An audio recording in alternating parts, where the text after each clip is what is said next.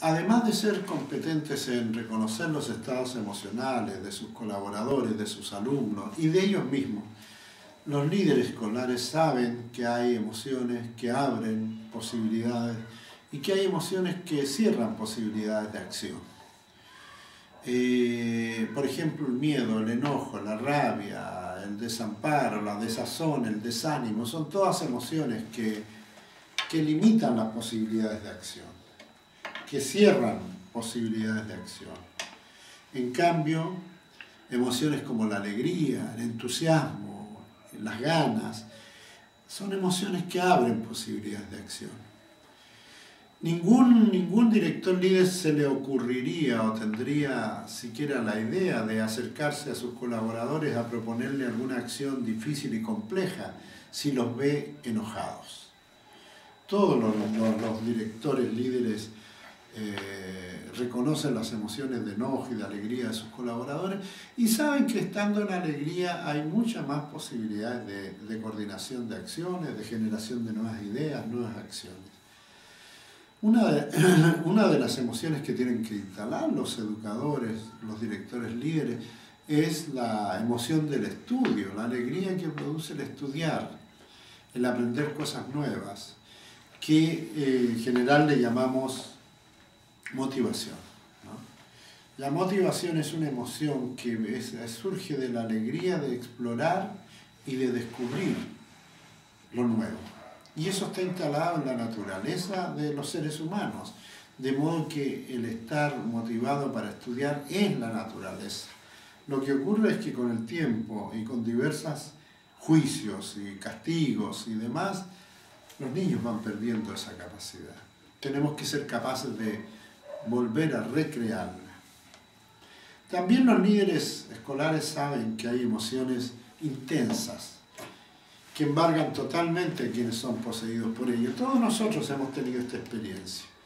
Cuando, por ejemplo, nos duele algo, cuando sufrimos por un dolor y ese dolor no nos impide escuchar, nos impide hacer cualquier cosa, un dolor físico intenso, nos embarga por completo. Y así como eso, el odio, el enojo, qué sé yo, emociones como la pasión, no ciegan, se dice, ¿no? Eso quiere decir que para que una persona escuche, por ejemplo, estando muy enojada, los líderes escolares suelen saber, y ustedes probablemente lo han experimentado, que lo primero que se requiere es bajarle el enojo, invitarlo a tomar un café, sentarlo en la oficina, tranquilizarlo. Y en la medida que se tranquilizan, bueno, en esa medida recién pueden comenzar a escuchar. Porque el enojo es una emoción que impide la coordinación de acciones. O sea, las emociones intensas impiden la escucha y no permiten la coordinación de emociones. Además, sabemos, y los líderes escolares saben, que las emociones son tan contagiosas como los virus. Los virus, de hecho, se incuban en días o semanas. Las emociones se contagian de un modo instantáneo. Probablemente todos ustedes tienen la experiencia de haber ido a una fiesta tristones y haber estado alegres a los 15 minutos. O a la inversa, haber ido a un funeral de quien no conocían y haberse puesto a llorar al ver la congoja de los demás. Las emociones son contagiosas, más contagiosas que los virus. Además, una constatación muy importante es que el lenguaje puede cambiar el estado emocional. Cuando una mamá le dice al niño sana, sana, colita de rana, las palabras mágicas operan y el niño deja de sentir dolor. En los seres humanos el lenguaje cambia las emociones. Los seres humanos somos cuerpo, emoción, sentimiento, lenguaje y acción. Toda emoción tiene una cierta actitud corporal, una cierta postura, una voz. Por eso las reconocemos. Los estados emocionales tienden a persistir. Hay estados emocionales que aparecen siempre en determinadas conversaciones y especialmente ante determinados juicios, que hacen que cada vez que aparezca esa conversación afloren los juicios, y al aflorar los juicios aparecen esas emociones a las que llamamos estados de ánimo. Los estados de ánimo suelen ser individuales, pero también suelen ser colectivos, y persisten en conversaciones que son recurrentes. Cada vez que aparece esa conversación, aparece ese estado de ánimo. Quiero ponerles un ejemplo. En muchos países de América Latina, las parejas tienen la costumbre de hablar del presupuesto familiar a fin de mes. Muchas veces, en numerosas ocasiones, cuando el presupuesto no alcanza, las parejas discuten. Y esa conversación termina teniendo siempre, sistemáticamente, mes a mes, el carácter de enojosa. Es una conversación enojosa que trae enojos. ¿Y por qué esa emoción, por qué ese estado de ánimo se instala con esa conversación? Muy sencillamente porque afloran los juicios.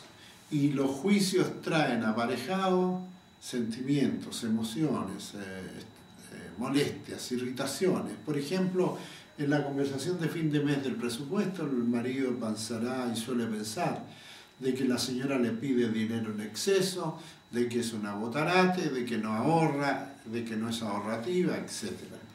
Y a la inversa, la señora va a pensar de que el marido es un irresponsable, que no sabe cuánto valen las cosas, que nunca va al supermercado y que trabaja poco y es un vago y ocioso. Cuando se dan este tipo de juicios en esa conversación mensual, la conversación va a ser enojosa y el estado de ánimo que emerge de esa conversación para ambos y posiblemente para toda la familia será de enojo. Esos son los estados de ánimo, es decir, estados emocionales que emergen con un conversar que trae aparejados ciertos juicios que provocan dolores, aflicciones o por el contrario, alegrías. Todos ustedes son perfectamente capaces de reconocer en qué estado de ánimo está su institución. ¿Es alegre y decidida, triste o derrotada? Podemos incluso pensar en las emociones colectivas. Por ejemplo, los brasileños. Los brasileños se sabe que cuando juegan fútbol alegremente. Ellos mismos hablan del jogo bonito. Y dado que viven ese deporte tan alegremente, no les cuesta ser campeones. Para ellos es como respirar, vivir, jugar alegremente.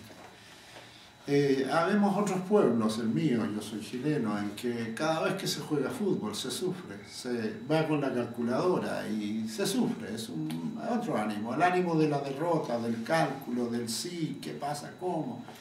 Es difícil realmente hacer algo grande con un estado de ánimo que es calculador, que ve todo tan difícil. Esos son los estados de ánimo y detrás de ese estado de ánimo de cálculo del fútbol chileno, por ejemplo, está la idea de que no tenemos buenos jugadores, de que los otros tienen mejor jugadores, de que tienen más técnica, de que tienen más dominio, los brasileños, los argentinos, etc. Y todo eso termina embargando en esa conversación que se llama Mundial de Fútbol, Copa Libertadores o como se llame, termina embargando a la afición. Las emociones se instalan con conversación.